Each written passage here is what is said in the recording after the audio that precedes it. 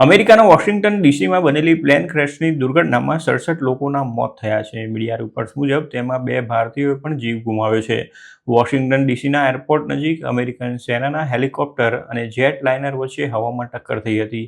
આ અકસ્માત વર્ષ 2002 પછી અમેરિકામાં થયેલો સૌથી ભયંકર પ્લેન એક્સિડન્ટ છે.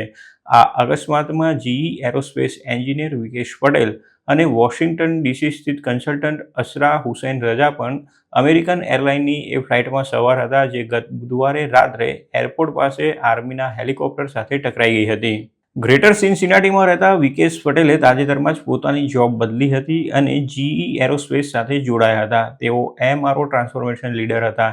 તેમના લિંક્ડ ઇન પેજ પર જણાવાયું છે કે તેઓ સમગ્ર અમેરિકામાં ટ્રાવેલિંગ કરતા હતા. ફોક્સ 19ને જીઈ એરોસ્પેસના ચેરમેન અને સીઈઓ લેરી કલ્પે ગુરુવારે મૃતકોમાં વિકેશ પટેલ પણ હોવાનું જણાવતા કહ્યું હતું કે આ માત્ર ઇન્ડસ્ટ્રી જ નહીં પરંતુ જીઈ એરોસ્પેસ ટીમ માટે પણ ટ્રેજેડી છે, કેમ કે તેમના એક પ્રિય સહકર્મી વિકેશ પટેલ પણ એ ફ્લાઇટમાં સવાર હતા.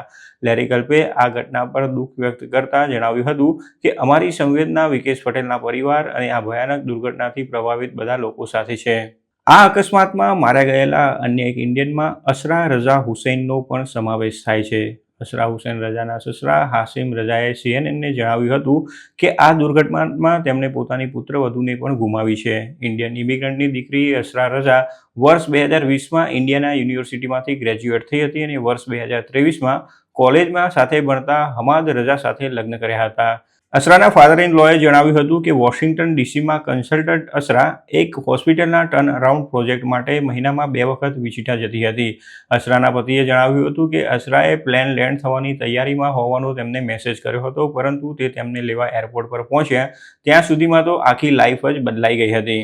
અમેરિકાના નેશનલ ટ્રાન્સપોર્ટેશન સેફ્ટી બોર્ડના સભ્ય ટોડ ઇનમેને મીડિયા સાથેની વાતચીત કરતા જણાવ્યું હતું કે અમેરિકન આર્મીના જે હેલિકોપ્ટર સાથે જેટ લાઇનર ટકરાયું હતું તે હેલિકોપ્ટરનું બ્લેક બોક્સ મળી ગયું છે, પરંતુ તે હજુ સુધી ભીનું છે અને તેથી ડેટા લેવાનો બાકી છે.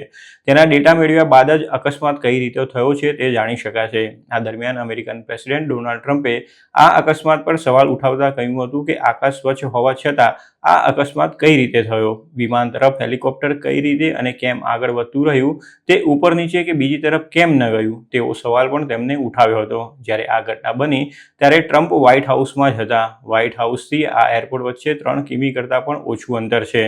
બીજી તરફ પ્લેન અને હેલિકોપ્ટર ક્રેશને 2001 પછીના અમેરિકાના ઇતિહાસના સૌથી ભયાનક અકસ્માતમાં ગણવામાં આવે છે. 12 નવેમ્બર 2001માં અમેરિકન એરલાઇનની ફ્લાઇટ ન્યૂયોર્કમાં ટેક ઓફ થયા બાદ તરત જ રેસિડેન્શિયલ એરિયામાં ક્રેશ થઈ ગઈ હતી, જેમાં 260 લોકોના મોત થયા હતા, જ્યારે રેસિડેન્શિયલ એરિયામાં રહેતા 5 લોકો પણ મોતને ભેટ્યા હતા.